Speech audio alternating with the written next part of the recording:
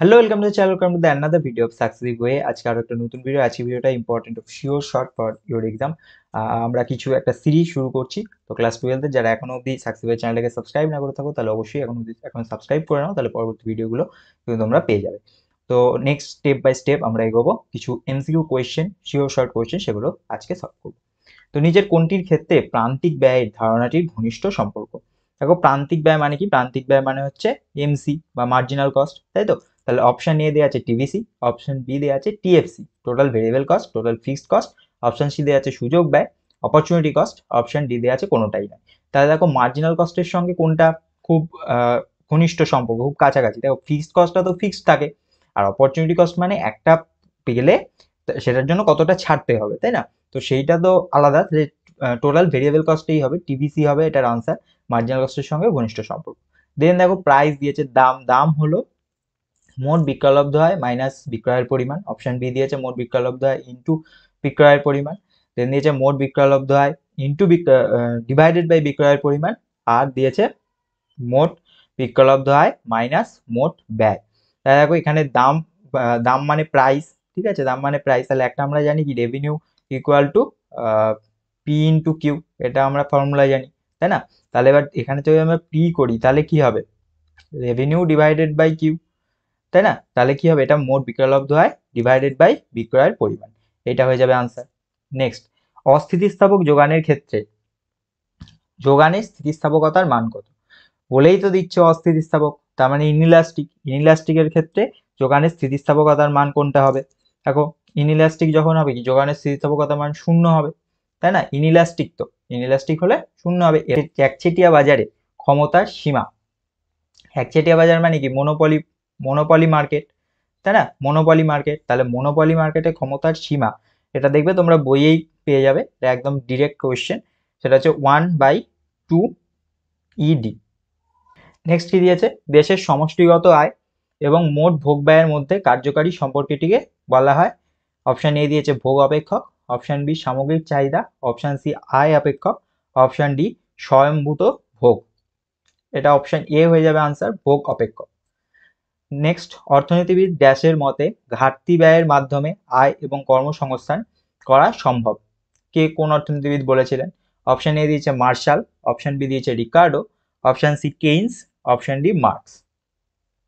তো এটা কে বলেছিলেন? এটা বলেছিলেন অপশন সি হয়ে যাবে আনসার, কেইন্স। নেক্সট হচ্ছে লরেঞ্জ রেখা এবং পূর্ণ সমতা রেখার মধ্যবর্তী দূরত্ব ড্যাশ পরিমাপ করে।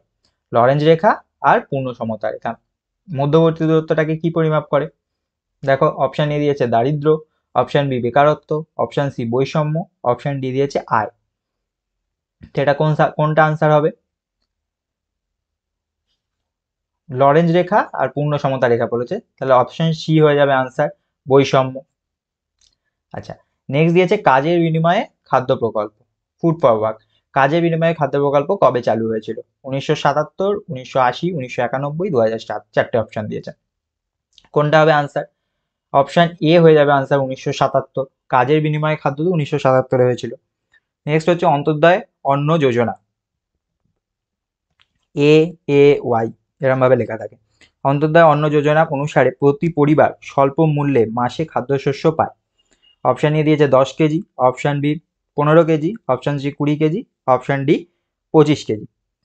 AAY এটা মনে রাখবে, 25 কেজি, ঠিক আছে?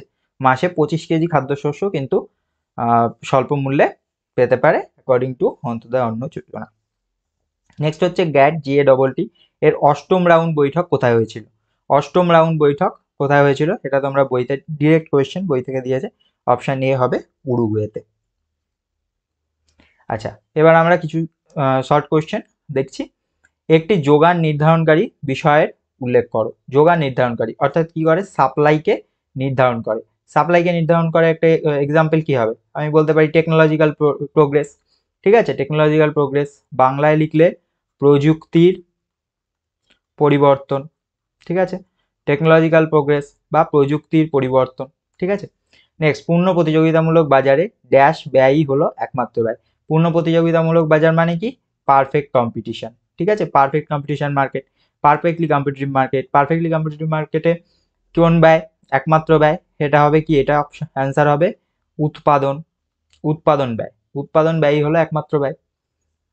নেক্সট, একচেটিয়া বাজার, একচেটিয়া বাজার মানে কি? মনোপলি, ঠিক আছে। একচেটিয়া বাজার, একচেটিয়া বাজার হলো অপূর্ণাঙ্গ প্রতিযোগিতামূলক বাজারের একটি রূপ। হ্যাঁ, মনোপলি তো পারফেক্ট কম্পিটিশন নয়, মনোপলি মার্কেটটা পারফেক্ট কম্পিটিশন নয়, তাহলে এটা কি হবে? এটা আনসার ঠিক হবে। নেক্সট, মার্কআপ তত্ত্বে অনুমান করা হয় যে শিল্পের দীর্ঘকালীন যোগান রেখাটি ঊর্ধ্বগামী। মার্কআপ তত্ত্ব অনুমান করা হয় যে শিল্পের দীর্ঘকালীন রেখাটি ঊর্ধ্বগামী। না, এটা তো ভুল। নেক্সট হচ্ছে সমক পার্থক্যের মান মূল বিন্দুর ওপর নির্ভর করে না। একদম ঠিক, সমক পার্থক্যের মান তো মূল বিন্দুর উপর নির্ভর করে না, স্ট্যান্ডার্ড ডেভিয়েশন মূল মেন 0 পয়েন্টের উপর নির্ভর করে না। নেক্সট হচ্ছে প্রসার হলো ড্যাশের একটি পরিমাপক। প্রসার হলো ড্যাশের একটি পরিমাপক, এটা কিন্তু খুব ইম্পর্টেন্ট একটা কোয়েশ্চেন। প্রসার হলো, এটা কি হবে? এটা আনসার হবে বিস্তৃতি। প্রসার হলো বিস্তৃতির একটি পরিমাপক। নেক্সট হচ্ছে দারিদ্র্যের ফাঁক বেশি হয় গ্রামাঞ্চলে।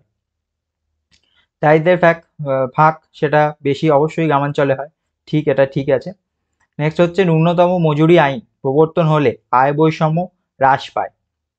হ্যাঁ, ইনইকুয়ালিটি, ইনকাম ইনইকুয়ালিটি। ন্যূনতম মজুরি আইন মানে কি? আমি যখন যখন ওয়ার্কার কোনো কাজ করছে, ঠিক আছে, বা লেবার কোনো কাজ করছে, তখন কি হচ্ছে?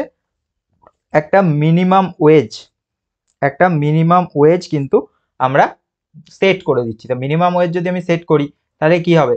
তাহলে তার সঙ্গে যে হায়ার ওয়েজ আর্ন করছে, তার যে গ্যাপ, সেটা কি হবে? সেটা গ্যাপটা কমতে থাকবে, ঠিক আছে। তাহলে এই জন্য এটা ঠিক। নেক্সট, নরসিংহম কমিটি ড্যাশ স্তর বিশিষ্ট ব্যাংকিং ব্যবস্থার সুপারিশ করেছিল। নরসিংহম কমিটি কি হয়েছিল? 4 স্তর বিশিষ্ট ব্যাংকিং ব্যবস্থার সুপারিশ করেছিল। নেক্সট হচ্ছে 1980 সালের এপ্রিল মাসে 6টি ব্যাংক রাষ্ট্রায়ত্ত করা হয়েছিল। 1980 সালের এপ্রিল মাসে 6টা ব্যাংক, ঠিক, এটা ঠিক। কোন কোন ব্যাংক সেটা কিন্তু একবার দেখে নেবে ব্যাংকগুলোর নাম, ঠিক আছে। তো এই ছিল আজকে ভিডিও। নেক্সট ভিডিও খুব তাড়াতাড়ি আসছে। ভিডিও যদি ভালো লাগে অবশ্যই একটা লাইক করো, চ্যানেল ভালো সাবস্ক্রাইব করো, সবার সঙ্গে শেয়ার করো। Thank you, keep watching success.